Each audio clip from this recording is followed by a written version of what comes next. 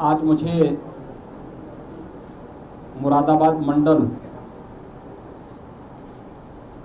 की समीक्षा यहाँ के माननीय जनप्रतिनिधियों के साथ मिलकर के करने का अवसर प्राप्त हुआ है। आप सब जानते हैं, प्रातः ही मैं यहाँ आ गया था। मुरादाबाद मंडल के जनपद मुरादाबाद की यहाँ पे फिजिकली शेष बिजनौर, संभल, अमरोहा और रामपुर वर्चुअली समीक्षा बैठक के साथ जुड़े थे। मुझे प्रसन्नता है कि शासन की योजना को प्रभावी ढंग से जनप्रतिनिधियों के सहयोग से पांचों जनपदों में प्रभावी ढंग से लागू करने का कार्य प्रशासन ने किया है।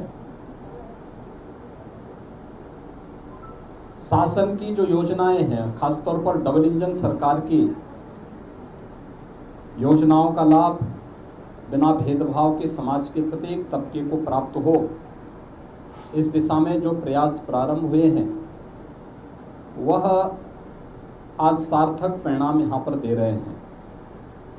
एक उदाहरण उसके लिए पर्याप्त है। वन डिस्ट्रिक्ट वन प्रोडक्ट की जो अभिनव योजना हम लोगों ने 2018 में प्रारंभ की थी, 2017 तक अगर मुरादाबाद जनपद की ही मैं बात करूं तो वन डिस्ट्रिक्ट वन प्रोडक्ट में इस जनपद में जो परंपरागत एमएसएमई था वह एक प्रकार से लोग उससे पूरी तरह हट से गए थे। लोगों में निराशा थी, हताशा थी। पॉल्यूशन कंट्रोल बोर्ड और अन्य विभागों की तमाम बंदिशों के कारण यहाँ से पलायन हो रहा था। सरकार ने वन डिस्ट्रिक्ट वन प्रोडक्ट के आधार पर इस कार्यक्रम को आगे बढ़ाया। आज उसके परिणाम बहुत अच्छे ढंग से सामने आए हैं। 2017 तक इस जनपद में 4-4.5 हजार का ही एक्सपोर्ट पीतल की जो प्रोडक्ट थे उनका हो पाता था। आज मुझे बताते हुए प्रसन्नता है कि कोविड-19 के बावजूद 2.5 वर्ष से पूरी दुनिया कोरोना महामारी से जूझ रही है, उस सब के बावजूद मुरादाबाद का एक्सपोर्ट आज 10,000 करोड़ रुपए पार करने जा रहा है। यानी ये चीज़ें दिखाती हैं कि हम सही दिशा में जो कदम बढ़ाए गए हैं उसके अच्छे परिणाम आ रहे हैं। प्रधानमंत्री आवास योजना शहरी हो या फिर निवेश की उन संभावनाओं को आगे बढ़ाने और स्वास्थ्य, शिक्षा, कृषि, एग्रीकल्चर और अन्य तमाम फील्ड में कार्य करने का, टेक्नोलॉजी का बेहतर उपयोग करके जो अभिनव प्रयोग हुए हैं आज हमने उसको भी यहाँ पर देखा है। इसके साथ ही मध्य गंगा नहर परियोजना को समयबद्ध ढंग से आगे बढ़ाने के भी निर्देश दिए गए हैं। पुलिस लाइन और जहां जिला मुख्यालय नहीं बन पाए हैं उनको भी व्यवस्थित रूप से आगे बढ़ाने के निर्देश यहां पर दिए गए हैं।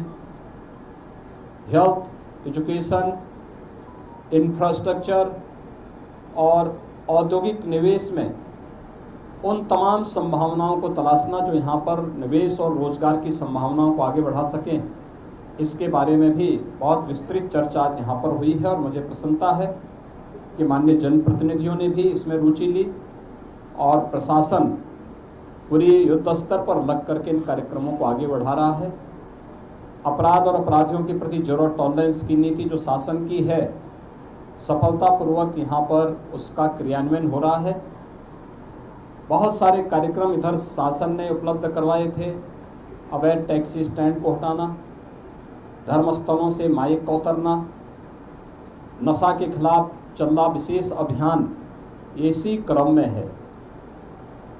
मुझे प्रसन्नता है कि यहाँ पर प्रभावी ढंग से आगे बढ़ाने का कार्य हुआ है।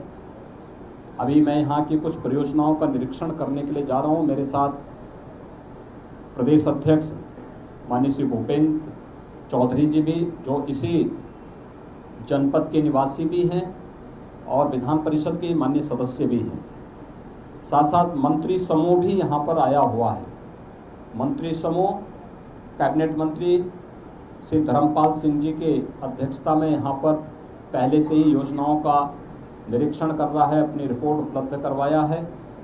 उनके साथ माध्यमिक शिक्षा विभाग की मंत्री श्रीमती गुलाब देवी जी हैं, उनके साथ गन्ना विकास विभाग के राज्य मंत्री श्री संजय गंगवार जी भी हैं। ये सभी लोग इस कमिश्नरी में अगले कुछ दिन भ्रमण करेंगे, निरीक्षण करेंगे, फिर अपनी रिपोर्ट शासन को उपलब्ध करवाएंगे। विकास संबंधी कुछ प्रोजेक्ट के प्रस्ताव भी यहाँ पर हमें प्राप्त हुए हैं। शासन प्राथमिकता के आधार पर उन्हें आगे बढ़ाने का कार्य करेगा।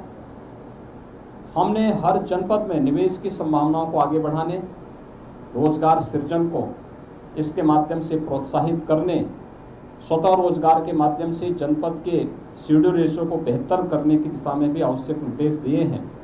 और साथ साथ जिला उद्योग बंधु के साथ नियमित संवाद बनाने के साथ साथ हर एक विभाग के लिए भी टारगेट तय किए हैं निवेश के लिए, कि वे भी जनपद स्तर पर हर एक जनपद में निवेश की उन संभावनाओं को आगे बढ़ाने में योगदान देगा।